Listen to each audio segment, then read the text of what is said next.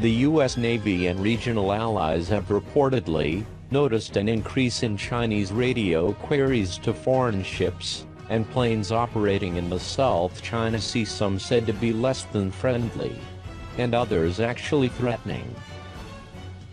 Leave immediately. Chinese forces in the disputed Spratly Islands warned earlier this year, when a Philippine military aircraft flew close to a Chinese outpost, the Associated Press reported Tuesday, citing a new Philippine government report. Philippine military aircraft, I am warning you again, leave immediately or you will pay the possible consequences, the report said. The Chinese forces threatened soon after, according to the AP. In the latter half of last year, Philippine military aircraft patrolling near contested territories received at least 46 Chinese radio warnings, the government report says, according to the AP. While these warnings have traditionally been delivered by Chinese Coast Guard units, they are now thought to be broadcast by personnel stationed at military outposts in the South China Sea, the news agency reported.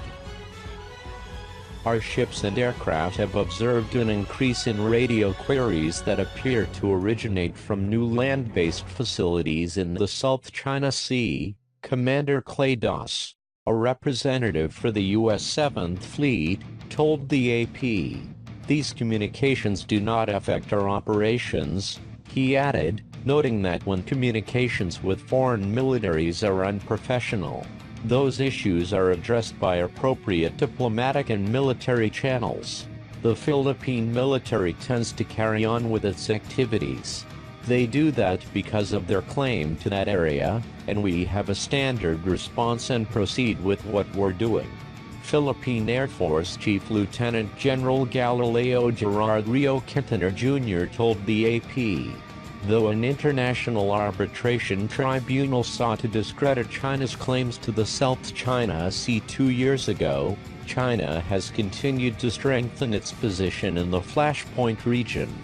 In recent months, China has deployed various defense systems such as jamming technology, surface-to-air missiles, anti-ship ballistic missiles, and even heavy bombers to the South China Sea, leading U.S. Secretary of Defense Jim Mattis last month to accuse China of intimidation and coercion in the waterway.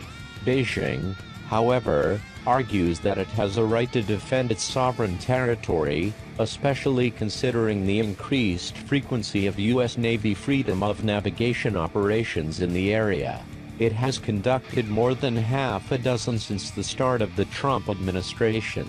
Despite Chinese warnings and objections, the U.S. military has repeatedly made clear that it will maintain an active military presence in the South China Sea. International law allows us to operate here, allows us to fly here, allows us to train here, allows us to sail here, and that's what we're doing, and we're going to continue to do that.